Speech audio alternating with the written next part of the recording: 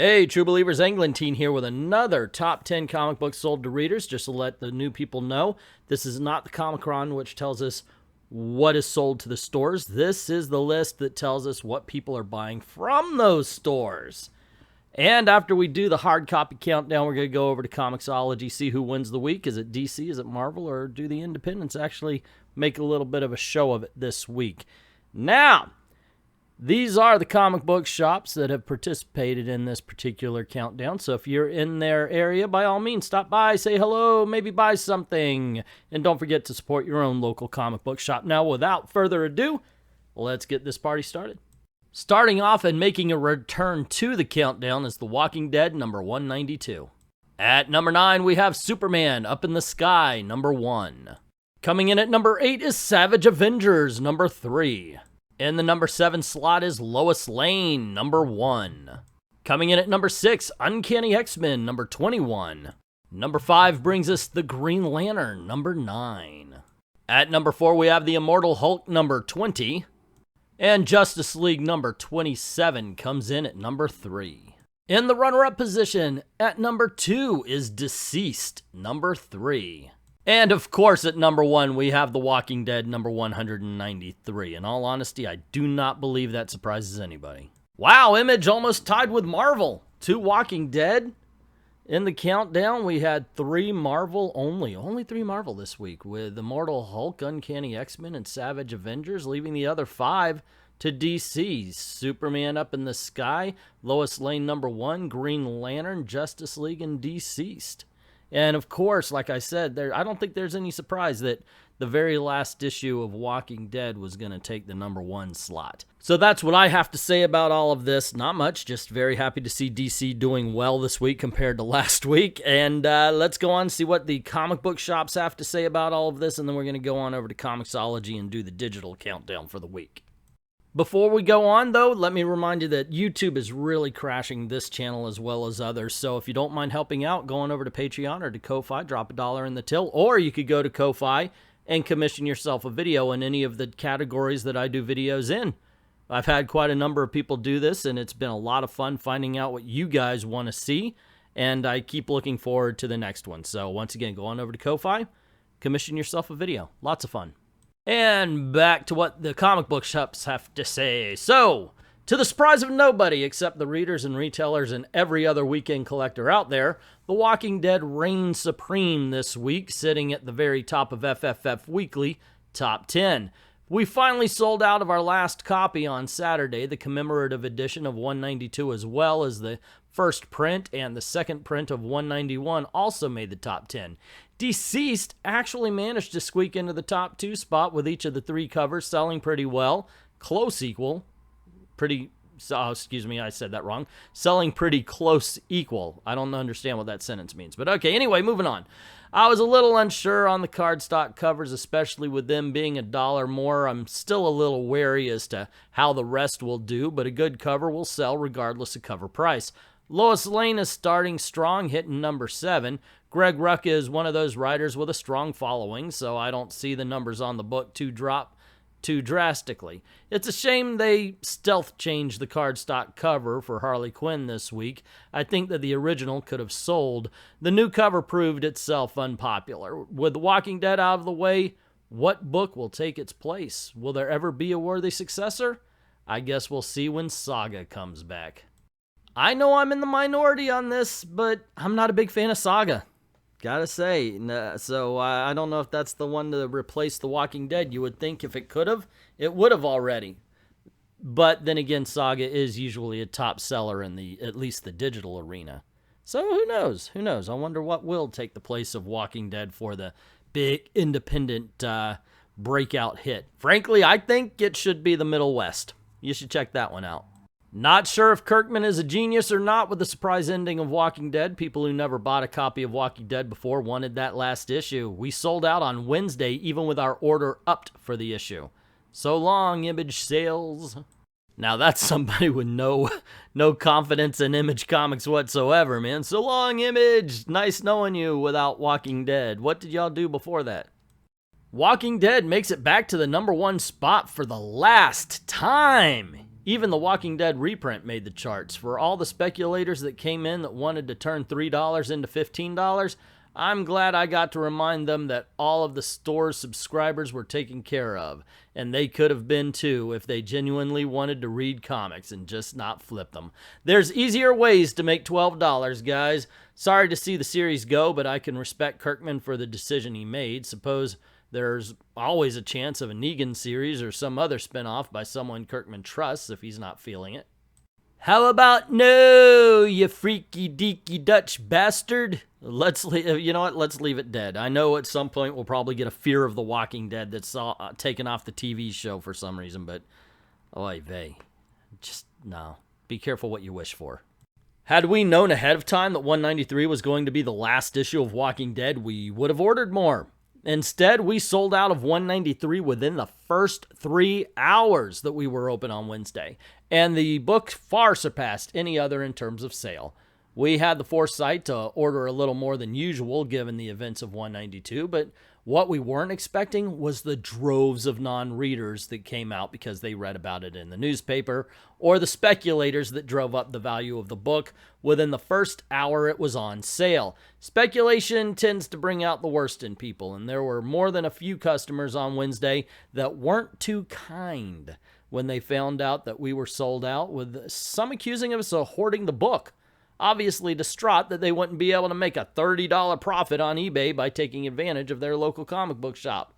I dealt with more than my fair share of curse words and abuse over the course of the day, as well as copious complaints and guilt trips. Avoidable had we known what was in store. Entirely it is what it is, though. Not the first time, not the last. Thanks anyway, Robert Kirkman. Thing is, if you are planning on making a profit, you have to do it now while speculators are still interested, because otherwise people are going to start realizing it's just one more in another issue. It's going to get reprinted in trade paperbacks, and people are going to lose interest in it. It's just like every other last issue of every other series. Forcing myself to remember that there were other books on sale this week, I suppose it's remarkable how well DC performed across the board. Almost all of the Year of the Villain tie-ins did better than the titles usually do on their own. What stands out as odd to me, though, is the awkward splitting of Doom Patrol covers. Doom Patrol Weight of the World's #1 sold out this week, shortly after The Walking Dead, but it likely would have sold more had the book's variant cover shipped this week as well. Instead, it ships next week for some inexplicable reason. Marvel, on the other hand, struggled to keep up, and the only book that could really be described as performing well was Savage Avengers #3. Uncanny X-Men did all right, but the numbers there are even dwindling as the House of X approaches. Say what? Are you trying to tell me that if they continue to reboot a title, people will start losing interest because they realize no matter what they're reading, it's inconsequential? Oh my goodness, if only we had a ragtag bunch of YouTubers that talk about comic books and that exact same thing for comic book publishers to listen to. That would be awesome-nating.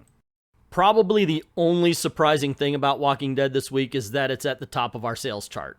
I'll avoid spoilers here for the sake of professionalism, though. If you're on the internet and there aren't any in the loop yet, that's incredible. Immortal Hulk would have been #1 otherwise this week, but settles in the comfortably at close second place. Deceased has dropped off considerably for us since its first issue, though it's still performing well overall.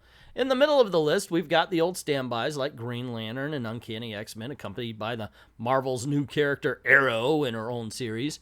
The #10 spot was a bit crowded with a four-way tie, the most notable titles being Lois Lane and the debut of Jason Aaron and Dennis Hallam's creator-owned title, Sea of Stars. Hello! Sounds like the ad campaign from Crazy People.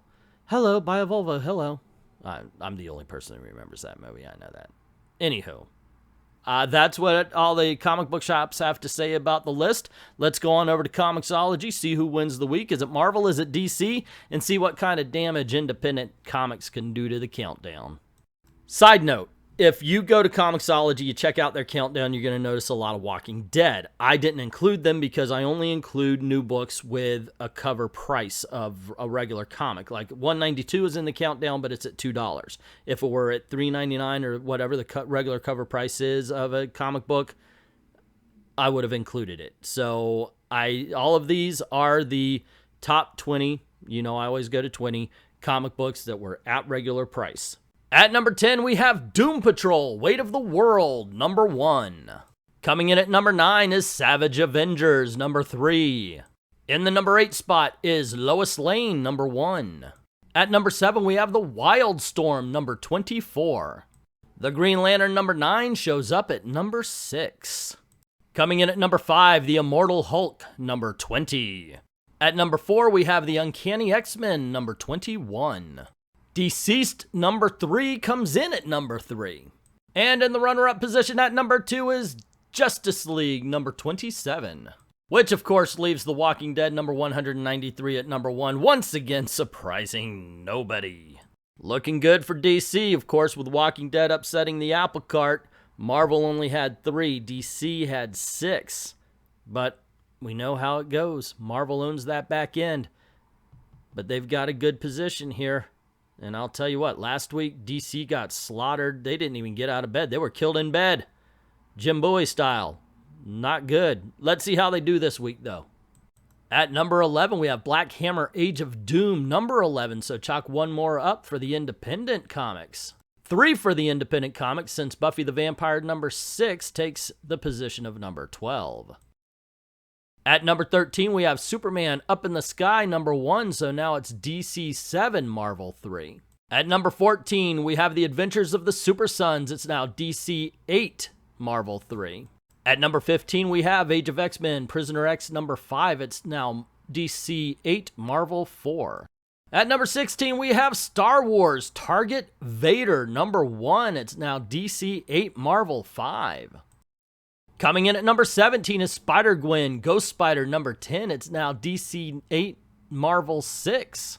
At number 18 is Ms. Marvel Annual, number 1. It's now DC 8, Marvel 7. And at number 19, we have Sandman the Dreaming, number 11. So it's DC 9, Marvel 7. And at number 20 is Dead Man Logan. So it's DC 9, Marvel 8. Not exactly the butt kicking that Marvel gave DC last week, but hey, DC got a win, and I'll take it. Like it said in Fast and Furious, it doesn't matter if it's by an inch or by a mile, a win is a win, and my gosh, as a DC fan, I'm going to take it this week. Thank you, ladies and gentlemen, for buying DC Comics, and you should be buying more. Hawkman should always be in the top 10. I mean, like, always. Even on weeks it's not released, because it's that freaking awesome. Anyway, gang, that's the countdown this week. What did you think? What was too high? What was too low? What do you think really deserves to be on that countdown? Especially independent comics. If you've got an independent comic book that deserves to be on the countdown and you want to shout it out, let us know in the comments below. Don't forget to click like, share, and subscribe. If you haven't done it already, ring that bell. Make sure that your notifications are on for YouTube. And please help out the channel. Go on over to Ko-Fi or to Patreon. Drop $1 in the till. Helps keep the lights on. Helps keep making videos for you. And also, go on over to Ko-Fi and commission yourself a video. There's got to be a character you want to hear about, or a storyline that you want to know about, or anything like that. Any of the categories I do, I'll do a video for you. I'd like to thank everybody who's already done that, and to everyone, all of the true believers, thank you very, very much for watching.